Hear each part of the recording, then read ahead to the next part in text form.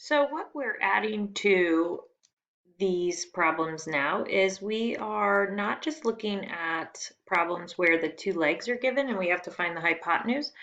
What I'm changing in this video is now if you look, the unknown is actually going to be where the leg is. So the most important thing we can do with the Pythagorean theorem is remember to mark off the hypotenuse because that's the side, that's C, that has to be by itself. The way we label the two legs does not matter. The most important part is making sure that the hypotenuse, the side opposite the 90-degree angle, the longest side of the right triangle, is always on the side of the Pythagorean theorem that's by itself. So if we look at this example, if I want to, I can still label these A and B, and then I have C over here. So if I said x squared plus 40 squared equals a 50 squared.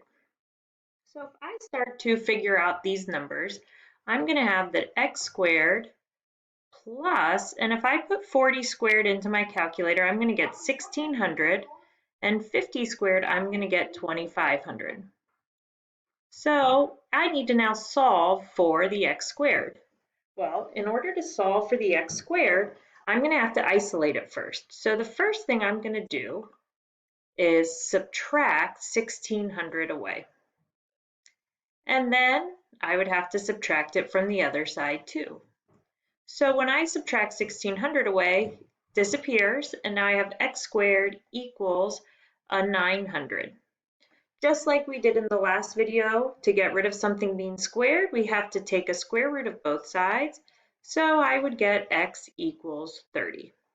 Now, just to be sure, if you guys don't know how to do these operations on your phone or in Desmos, let's just go ahead and I will bring Desmos up very.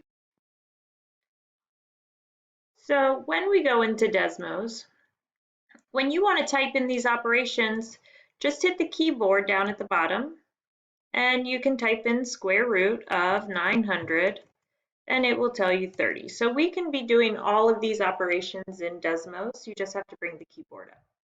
All right, so that's our first one. If we look at the second one, same deal, we have a word problem here. Now, this one talks about a rectangle. So we could start by drawing out a rectangle, right? And remember what's unique about a rectangle are these four right angles, which is important because obviously we're doing Pythagorean theorem, which means we have to have a right angle. So we have to be able to find the right angle in these word problems.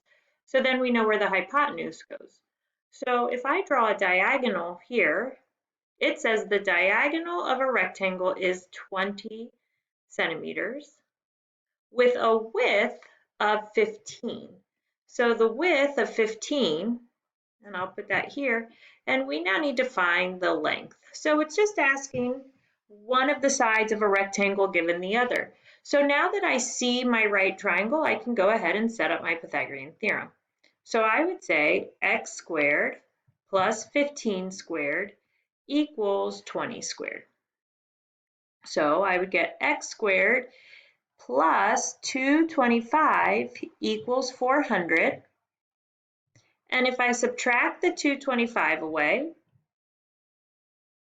then I would get x squared equals, and this might be where you guys want to start using Desmos, or maybe you're using Desmos the whole time, but we could say 400 minus 225. And so you're going to get your 175. Now, if you guys remember in the last video, we talked about the fact that maybe, so square root, when I write this, if I go and put square root of 175 into Desmos, it is going to be a decimal, right? Remember when we started trig and Pythagorean theorem, we started getting a lot of decimals. So I'm going to just write a 3.2 here, or sorry, 13.2 here, and I'm going to leave it like that. Now, some of you did simplifying radicals, which is a great technique to practice here. But when we're doing this video, we're just making sure we understand Pythagorean theorem. So I'm going to leave it as a 13.2.